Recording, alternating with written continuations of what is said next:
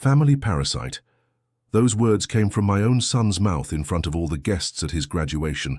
I had just given him a house bought with the sweat of my brow, savings from an entire lifetime.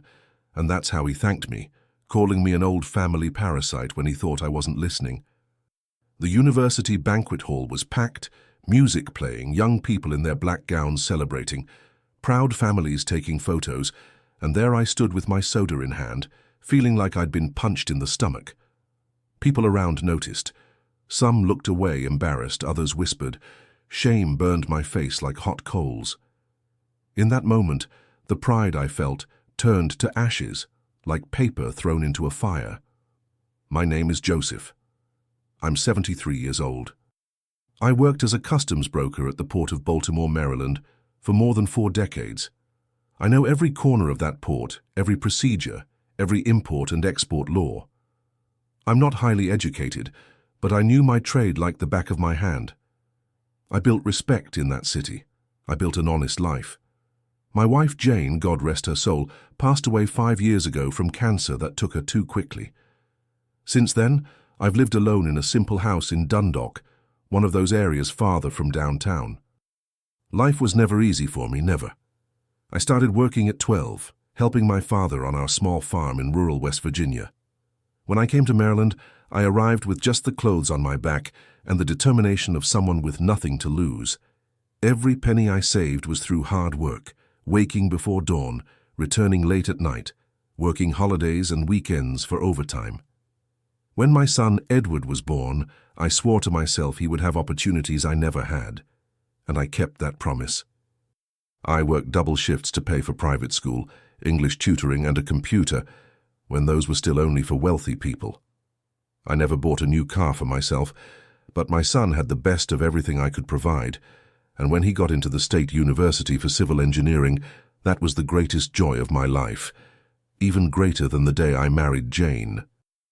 Before continuing this story, I'd like to thank the Grandpa's Voice channel for letting me share my story, and I ask you watching to subscribe to the channel, leave a like, comment where you're watching from, and what time it is there.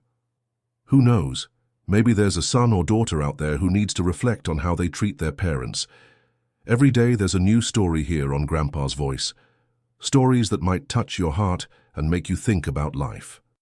But getting back to what happened at that graduation, I still get chills remembering it, because on that day I not only lost respect for my son, I also lost a part of myself that believed sacrifice and love would always be recognized. I was born in a small town called Appleton, deep in the hills of West Virginia. Good land, simple people, where everyone knew each other by name and nickname. My father, Gerald, was a farmer, grew a little bit of everything: corn, beans, potatoes.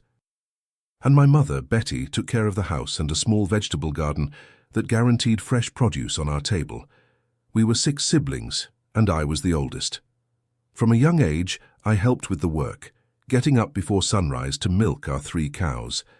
I studied until 4th grade in a small rural school with just 1 room, where Miss June taught all grades at once.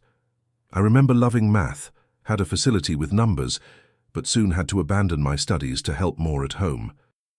There was no choice in those days. You either worked or went hungry. At 18, after mandatory military service at Fort Bragg, I decided I wanted more from life. I took a bus bound for Baltimore, where a distant cousin said there was work at the port. I arrived one morning in March 1970 with a cardboard suitcase tied with string, no money in my pocket, and plenty of determination. The first years were tough, working as a stevedore, carrying sacks of coffee, sugar, everything that passed through the port. My young body could handle the strain, but I knew I couldn't do that forever. That's when I met Mr. Arnold, a customs broker who needed an assistant. I saw my chance to move up in the world. I studied the laws, the procedures, learned every detail of that work. When Mr. Arnold retired years later, I took his place. The customs broker routine wasn't easy, but it gave me pride. I'd wake at 5 a.m., drink strong black coffee and head to the port. My office was small, a little room with a view of the docked ships. There I spent all day among papers, import and export processes, checking cargo, calculating taxes, solving problems. I had to be attentive to everything. One wrong comma in a document could delay an entire ship, and a delayed ship means big losses. I met many important people at that port: businessmen, ship captains, authorities. I made a name for myself by being honest and efficient. "Joe doesn't beat around the bush, he gets things done," they'd say. I worked Monday through Saturday, often even Sunday when there was an urgent ship to clear. The smell of the sea mixed with coffee became part of my life, along with the sound of cranes and ship horns. It was during one of those busy days that I met Jane. She worked at the bank where I deposited client payments, a beautiful woman with clear green eyes and a smile that lit up the place. It took me 3 months to work up the courage to ask her out. On our first date, I took her for ice cream in the Central Plaza. She ordered chocolate with strawberry, I got vanilla. Details you never forget. We dated for 2 years and got married in a simple ceremony at the First Methodist Church in Baltimore. She wore a white dress her mother helped sew. I wore a navy blue suit borrowed from my boss. Our honeymoon was in Annapolis, a historic city nearby. We didn't have money to go far, but those 3 days were the happiest of my youth. At first, we rented a small studio apartment. Jane worked at the bank and I at the port. We saved every penny, dreaming of our own home. When she got pregnant with Edward, our only child, the joy was immense. I remember her coming home with the positive test in hand, eyes tearful. That night we couldn't sleep from so much happiness. Edward was born on a rainy May afternoon, a strong boy with his mother's green eyes. The moment I held him in my arms for the first time, I made a silent promise. This boy will have everything I didn't have. He'll study, become a professional, have a better life than mine. And so began my journey of sacrifice. I took on more clients, increased my work hours. Jane went back to work when the boy was 6 months old. We left him with Mrs. Wilson, a lady who looked after children in her home. It was difficult but necessary. When Edward was 7, we finally managed to buy our little house. Nothing fancy, a small 2-story in a modest neighborhood, but it was ours. I remember the joy of handing Jane the key, seeing Edward running through the empty rooms, the echo of his footsteps in what would be our home for the next 30 years. With Edward growing, expenses only increased. We enrolled him in St. Joseph's School, the best in the city, even though it was too expensive for our budget. We cut expenses where we could, new clothes only on special occasions. Restaurants were a birthday luxury. Vacations were spent at relatives' homes in the countryside. But the boy had everything. New uniform, complete school supplies, birthday party every year. When he wanted to learn a second language, I stretched myself even further. I made a deal with the language school owner to pay in installments.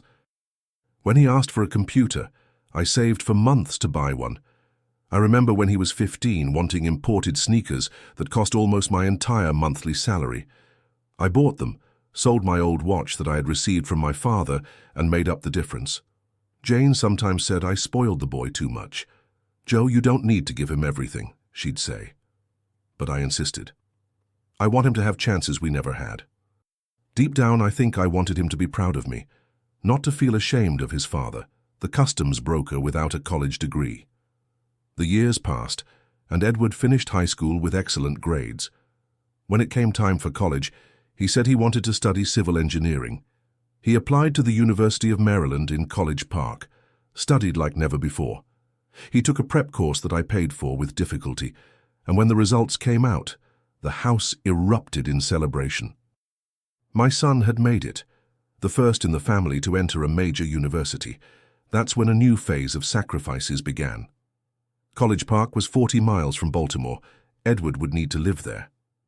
We rented a small studio apartment near the university, bought used furniture, set up a little corner for him.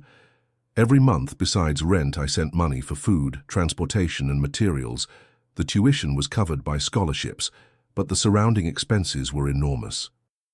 During this time, I gave up replacing our old car, a 1993 Ford Taurus that was already giving problems. I postponed the dental treatment I needed. I wore glasses with an outdated prescription. Jane also did her part, saving at the supermarket, mending our clothes when they tore instead of buying new ones. All for Edward's future. Every end of semester, when he came home with his report card full of good grades, we felt it was worth it. During vacations, he helped at the office, learning a bit about the work. He was intelligent, picked things up quickly. I imagined a future working side by side with my college-educated son, maybe opening a bigger business. It was in his 4th year of college that I began to notice changes. Edward came home less on weekends, the calls became shorter, more practical. "I'm fine, everything's good. I need money for a book." Jane said it was normal, that he was growing up, becoming independent, but I sensed something different in his tone of voice. When he got an internship at a large construction company in Baltimore during his last year, I thought I could finally breathe a little. The intern salary wasn't much, but it would help with expenses. On the contrary, the requests for money increased. "Dad, I need business clothes for the internship." "Dad, my classmates are going to a conference in Chicago." "I need to go too." "Dad, my laptop is too slow. I need a new one." And I always gave in, always thinking it was an investment in his future, in our future. Jane got sick around this time. Aggressive breast cancer, discovered too late.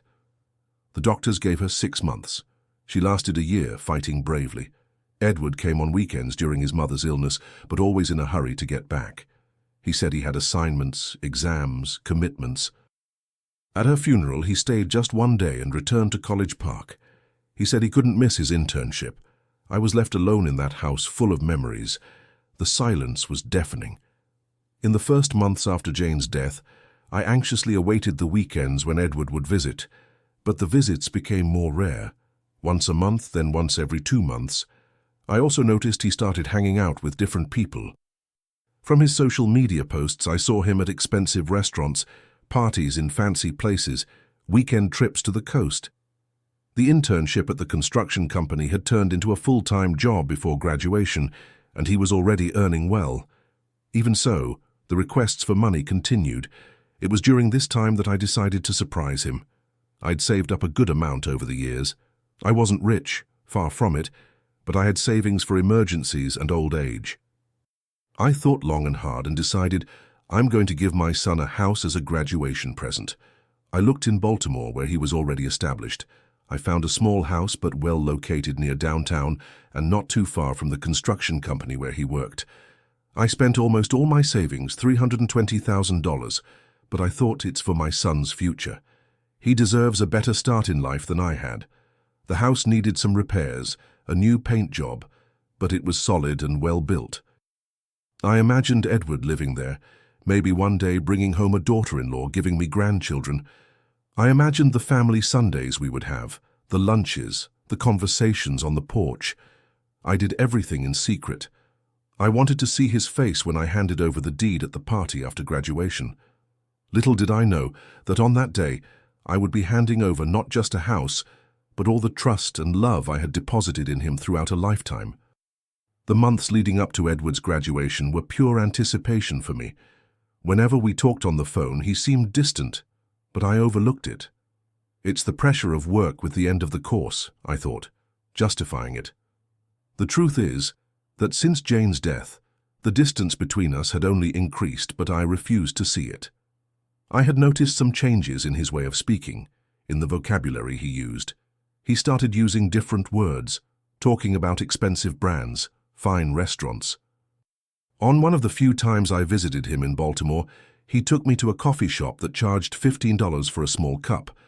I kept quiet, but inside I was thinking, my God, with $15 I could make coffee for a whole month at home. On Facebook, I saw photos of him with new friends, all in designer clothes at expensive places. And there was the new girlfriend, Vanessa, daughter of a construction businessman from Baltimore. Beautiful girl, always made up and well-dressed. The 2 times I met her, she barely spoke to me, looked at my simple clothes, at my work-calloused hands, and gave forced smiles. Edward never brought her to our old neighborhood to see the house where he grew up. He said it was too far, that she was busy. One day I received a call from him asking for money for an investment. He wanted $15,000 to enter as a minority partner in a business with friends. Something about buying and renovating an apartment to resell. I sent the money the next day. 3 months later, when I asked about the business, he changed the subject. He never mentioned it again. Another time he called, saying he needed money for dental treatment, $7,000 for a dental implant. I, who had been postponing my own treatment for years, sent it immediately.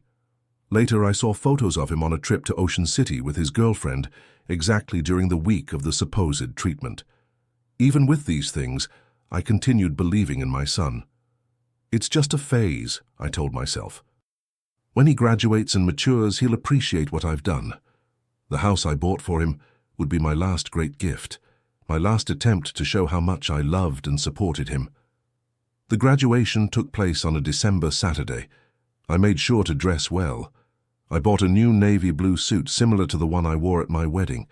I went to the barber, trimmed my graying beard. I wanted my son to be proud of me at that special moment. I caught the bus from Dundalk to College Park early in the morning. I was nervous, anxious.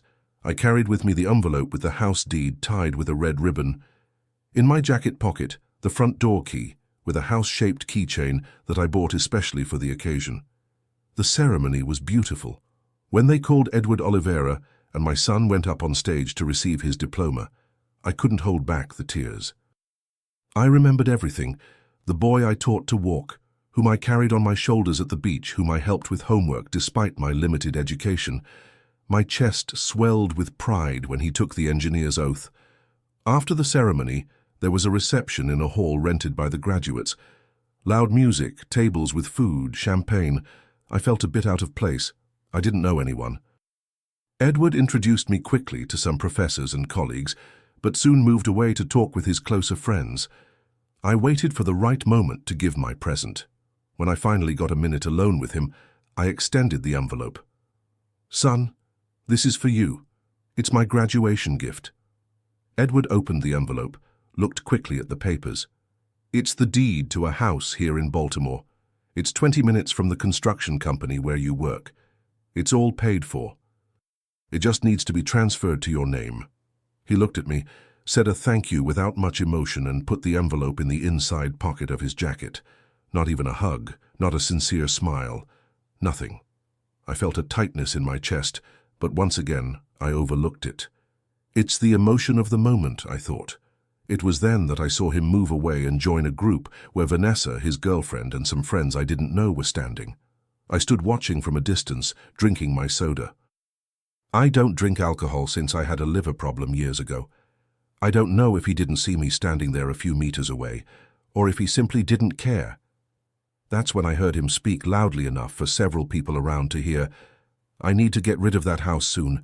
It's too simple for our standards, honey.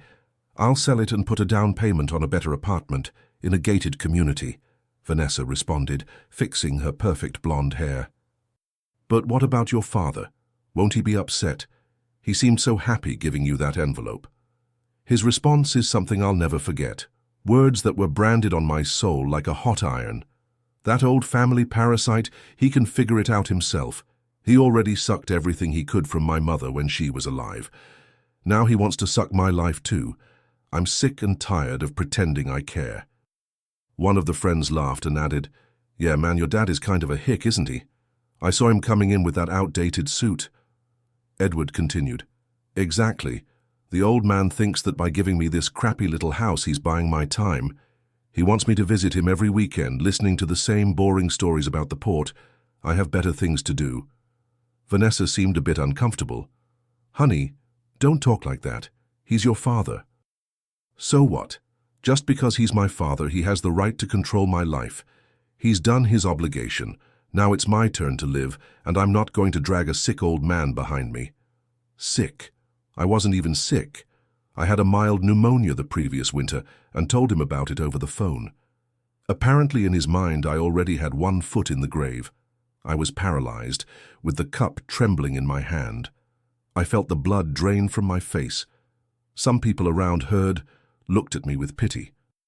An older gentleman, father of another graduate, looked away embarrassed. A lady shook her head in disapproval.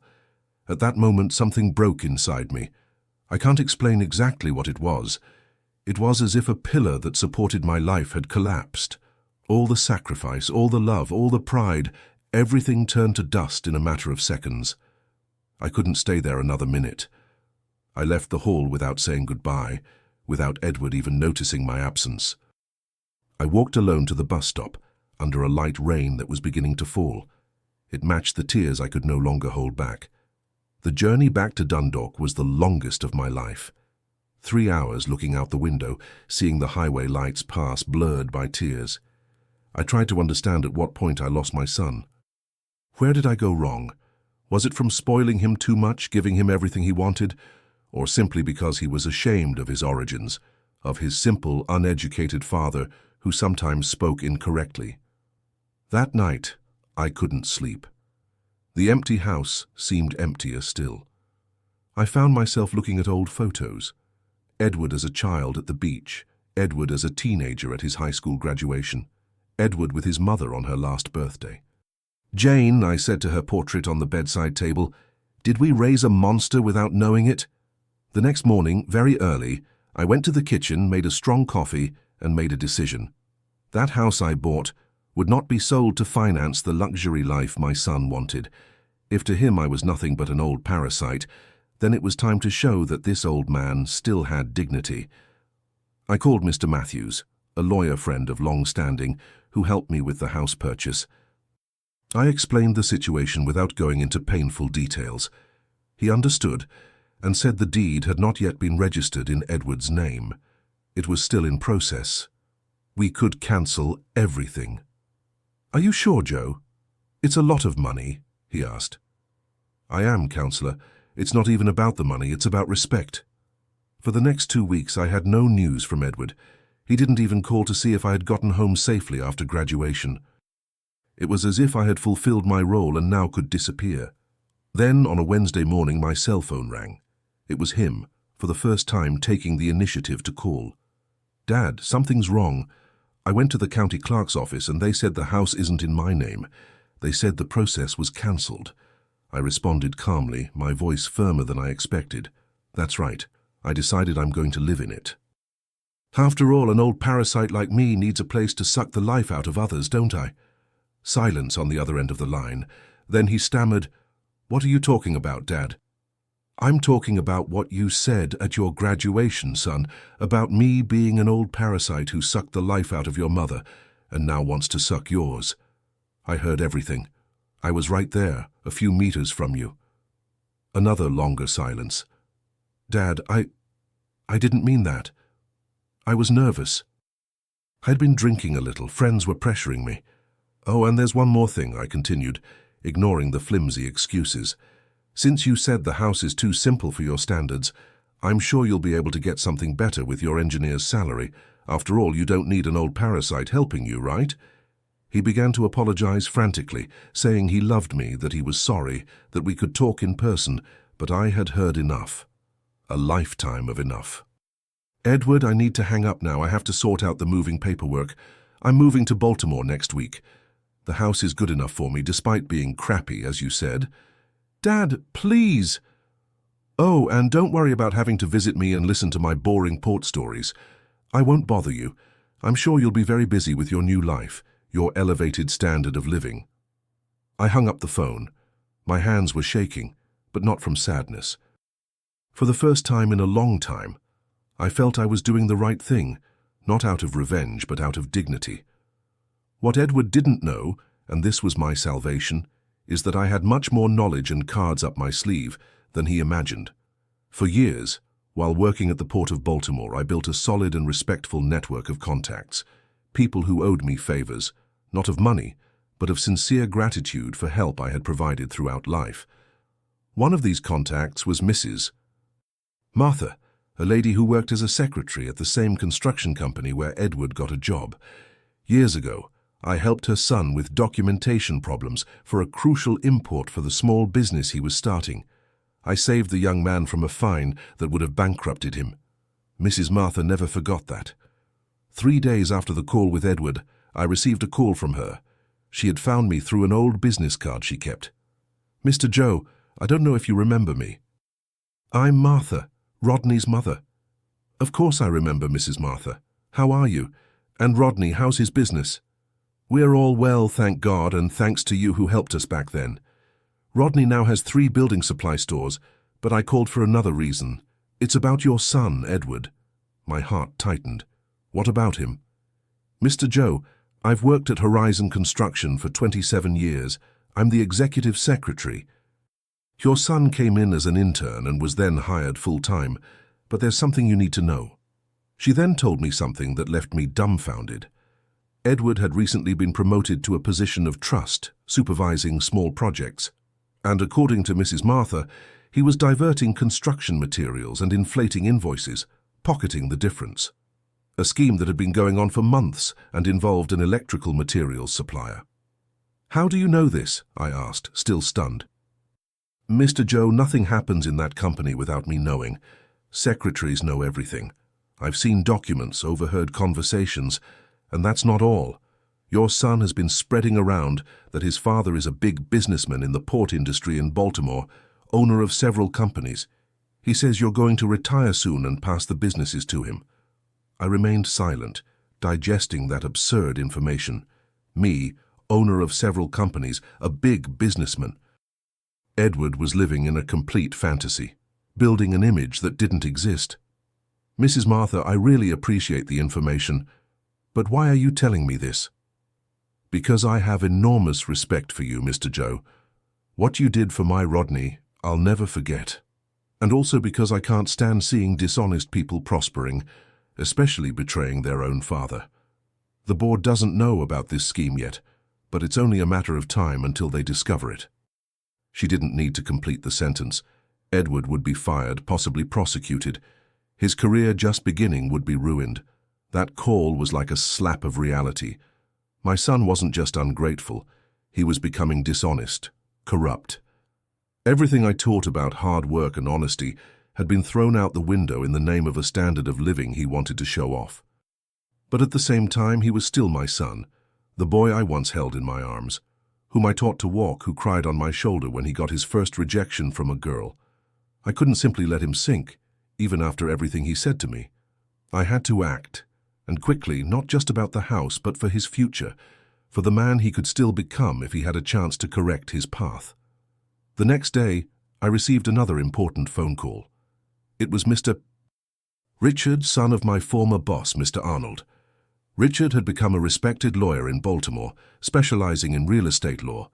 When I bought the house for Edward, it was he who handled the paperwork. Joe, I'm calling because something strange happened. A young man was here at the office saying he represents a real estate agency. He was looking for information about that house you bought for your son. He said Edward wants to sell the property. My blood boiled. Edward didn't even have the deed to the house yet, and was already trying to sell it behind my back. Richard, he can't sell it. The house is still in my name, isn't it? Yes, it is. That's why I found it strange. This young man even had a paper signed by Edward, a kind of poorly made power of attorney, authorizing the sale. Of course, it has no legal value, but it shows the intention. And what did you tell him? I said the house belongs to Joseph Oliveira, and that any negotiation would have to be done directly with the owner. He was visibly disappointed. I thanked Richard and hung up. It wasn't long before Edward called me, furious. Dad, why are you making things difficult? I already had an interested buyer for the house. I took a deep breath before answering. Edward, the house isn't yours to sell. It never was transferred to your name. But you gave it to me as a gift in front of everyone. Yes, I did. And you said it was a crappy little house that wasn't good enough for your standards, remember? Silence on the other end. Besides, I continued, I found out about some very serious things about diverting materials at the construction company, inflating invoices.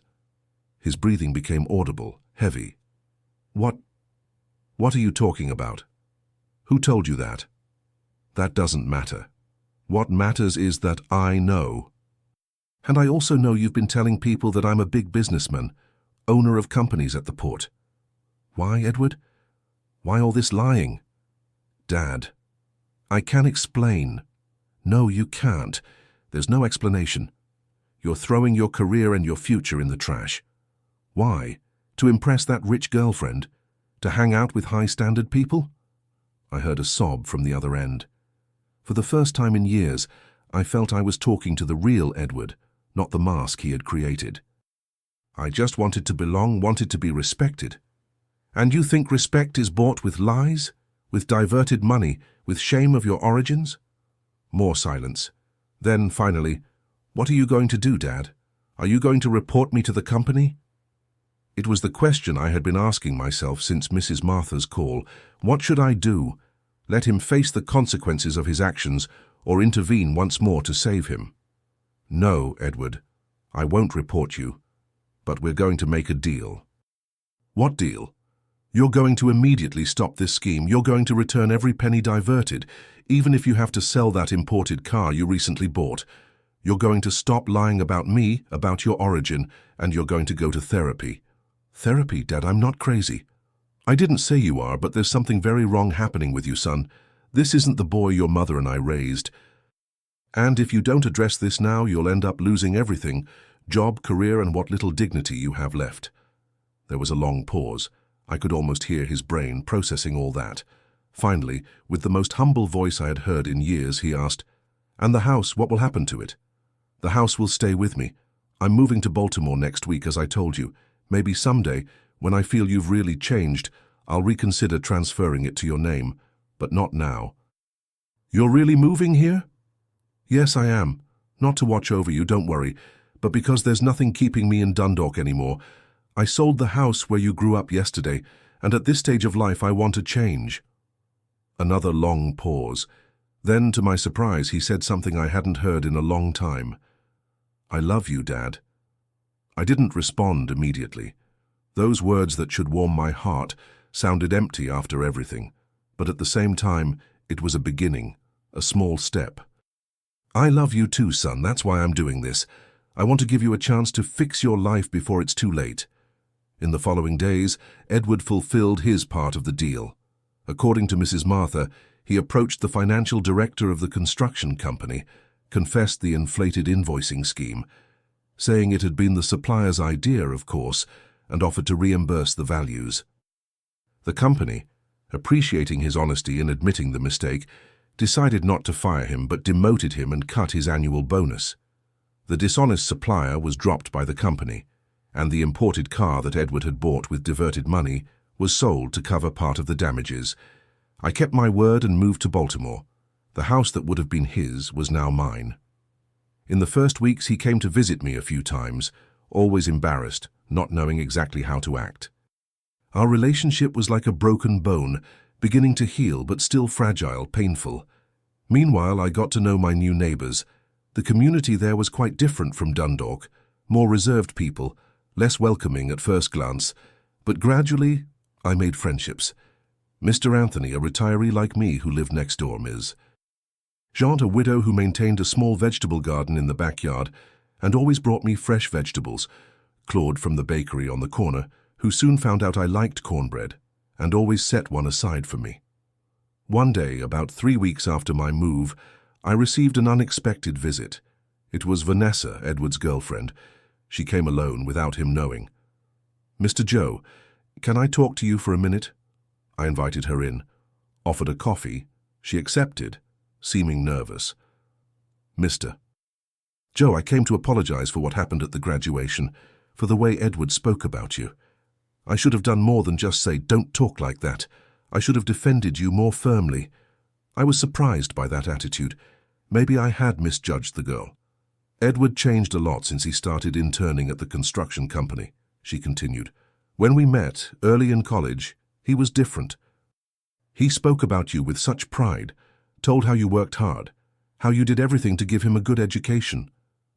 "And what happened, in your opinion?" She sighed, stirring the spoon in the coffee she hadn't even tasted yet. "I think it was the environment, the people. That construction company is complicated. Lots of dishonest people, lots of showing off. And Edward wanted to fit in, you know. He started lying about his family, about money, about everything. He even lied to me sometimes." "And you, what did you think of all this?" "At first, I confess I found it interesting. He said his father was a businessman, that he had grown up with privileges. But then I began to notice the contradictions. And when I met you in person, I saw you were a simple, honest person, not that character he invented. Vanessa then told me she had ended the relationship with Edward the week before. I couldn't take it anymore. He wasn't the man I met." And after he told me about the scheme at the construction company, about the house you bought and he wanted to sell, it was too much for me. Before leaving, she handed me a small box. These are letters that Edward wrote to me at the beginning of our relationship. There's a lot about you, about the family, good things, you know. I think he needs to remember who he really is. I thanked her for the visit and the unexpected gift. After she left, I opened the box. There were about 20 handwritten letters, the kind young people rarely write these days. I began to read the first one, and soon the tears came. Dear Vanessa, today my father called to say he managed to save enough money to buy the books I needed for this semester. He didn't even finish elementary school, but he makes sure I have the best education possible. Sometimes I think I don't deserve so much sacrifice. That was the Edward I knew, the sensitive boy, grateful, aware of his parents' sacrifices. Where had that young man gone? The following week, Edward showed up at my house on a Sunday afternoon. He looked downcast, thinner. Vanessa broke up with me, he said, sitting heavily on the living room sofa. I know. She was here. He raised his head, surprised. She was? What did she say? Many things, and she brought me your old letters. Edward covered his face with his hands. My God, those letters. I was a different person when I wrote them. No, son, you were yourself. It's now that you're being someone else. He began to cry, something I hadn't seen since he was a boy. A convulsive cry from someone who had held back for too long. I messed up everything, Dad. I lost respect at the company. I lost Vanessa. I almost lost you. But you didn't lose me. I'm here. He looked at me with red eyes. Why? Why are you still here after everything I said, after I called you that? Because I'm your father, Edward. That's not something you can turn off, even when it hurts. And because I know that somewhere inside you, that boy who wrote those letters still exists, the one who was proud of his origins, of his uneducated father who did everything for you. That day, we talked like we hadn't in years. He told me about the pressure he felt at work, about how his colleagues' ostentation made him feel inferior, about how he began to invent stories to feel accepted, until the lies became too big to control. 2 days later, he started therapy, at first reluctantly but gradually embracing the process. In the following weeks, more changes happened. He resigned from the construction company. Even with the demotion, he couldn't work anymore in an environment that had encouraged the worst in him. He got a job at a smaller firm with a lower salary, but where he could rebuild his reputation from scratch. As for the girlfriend, Vanessa didn't reconsider her decision to break up, but they maintained a distant, cordial friendship. It was better that way. Edward needed to learn to be okay with himself before trying another relationship. 3 months after graduation, I received a phone call from Richard, the lawyer. Joe, I have great news.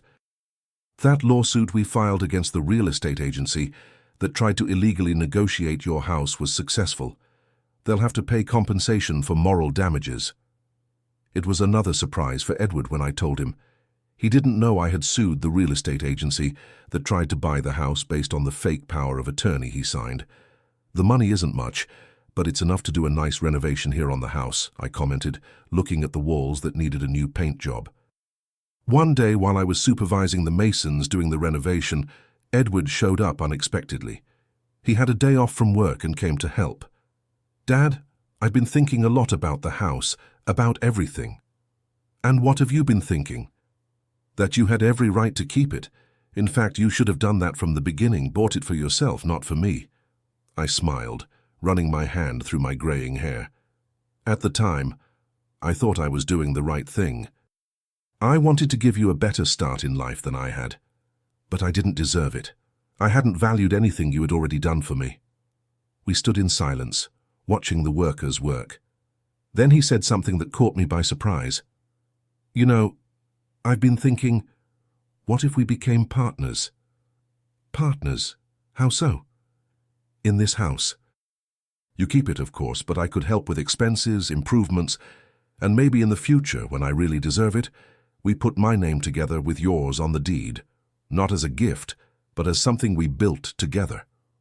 I looked at my son, trying to see some hidden interest in that proposal, but what I saw was only sincerity, a genuine desire for repair. "Seems like a good idea to me," I finally responded, "but with one condition." "Which one?" "That you come to dinner here every Thursday, and on the first Thursday of each month, bring your ex-girlfriend Vanessa along. I liked her. She's a good girl." Edward laughed, shaking his head. "Dad, we broke up, remember?" "For now," I answered with a sly smile. "But I saw how she talked about you. There are chances there if you prove you've really changed." And so our new phase began. Edward came every Thursday, helped with the renovation on the weekend. Gradually, without forcing, our relationship was rebuilt. It wasn't the same as before, it never would be, but it was something new, perhaps even stronger, because now it was based on truth, not fantasies or obligations. The biggest surprise came a few months later. One of the directors of the construction company where Edward had worked, Richard Mendez, contacted me.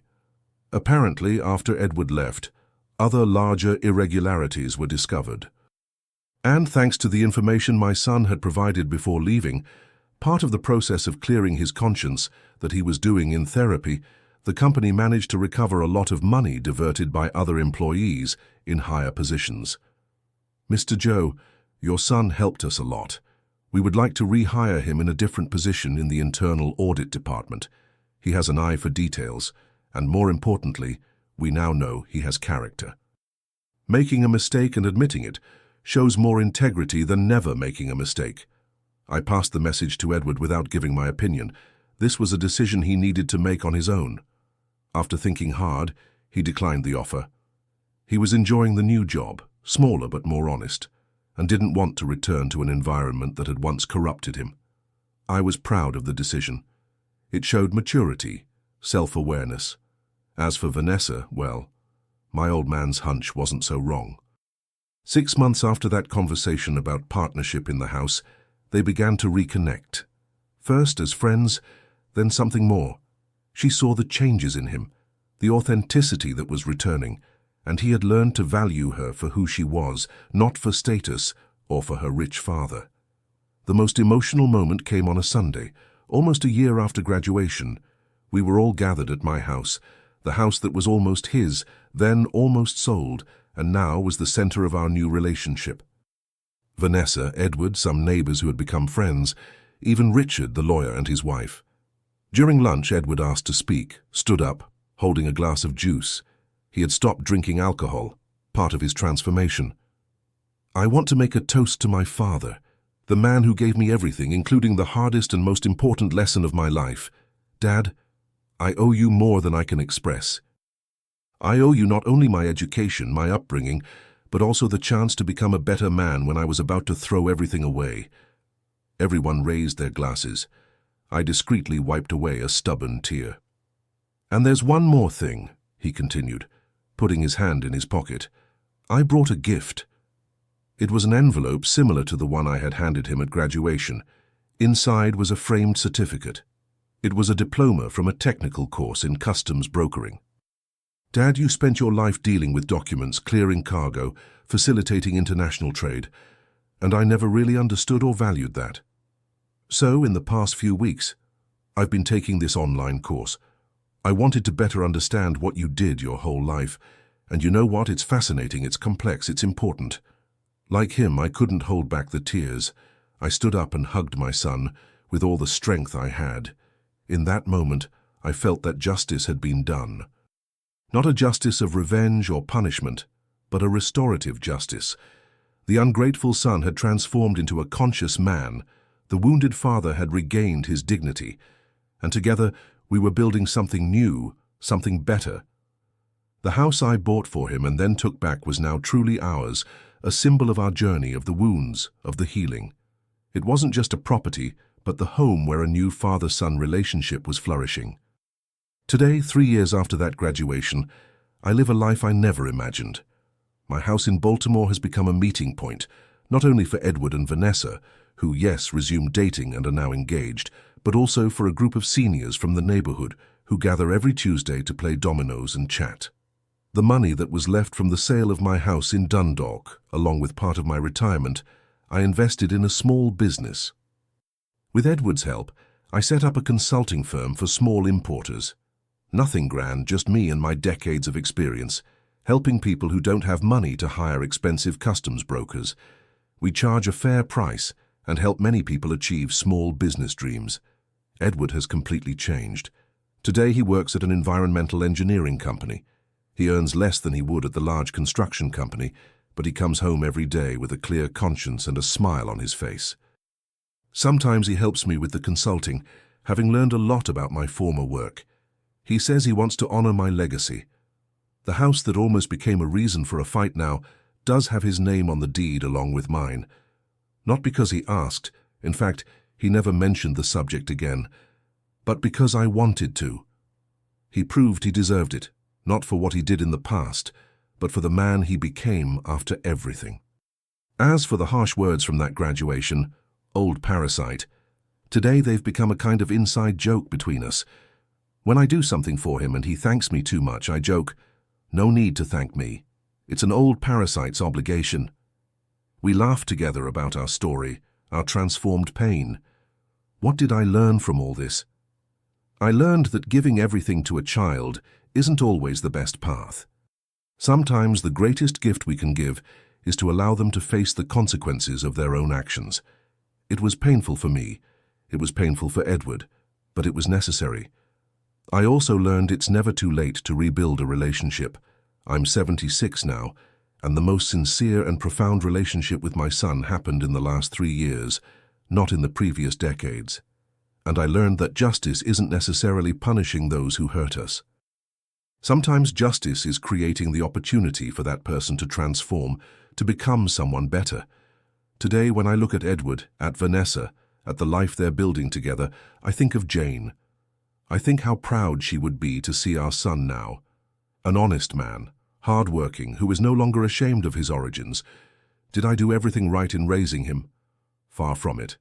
I spoiled him too much, demanded too little, closed my eyes to signs of problems. But in the end, the love I always had for him was greater than the mistakes I made. And that love, even when it seemed lost, was just waiting for the right moment to bloom again. For you who are listening to my story and maybe going through something similar, an ungrateful child, a family betrayal, I want to leave a message. Don't lose hope. Don't let bitterness poison your heart. Sometimes the path to reconciliation passes through tough moments, through firm boundaries, through showing that you have dignity and deserve respect. But also, don't completely close the doors. Always leave a crack open for repentance, for transformation. Life is too short to live trapped in resentment. If you've made it this far, I thank you from the bottom of my heart for listening to my story. It's not easy for an old man like me to open up wounds like this, to tell about the stumbles, but I think it was worth it if this touches someone's heart. We think our pains are just our own, but when we tell someone, we realize many people go through the same thing. If you liked it, please subscribe to the channel, leave a like, comment below what city you're watching from and what time it is. And if you know any father, any mother, or even a child who needs to hear this message, share this video. Sometimes a story like this can prevent years of suffering for a family. Every day there's a new story here, told by people like me, who have lived a lot and have something to teach. A tight hug from this old man who now sleeps peacefully, at peace with his past and with his son.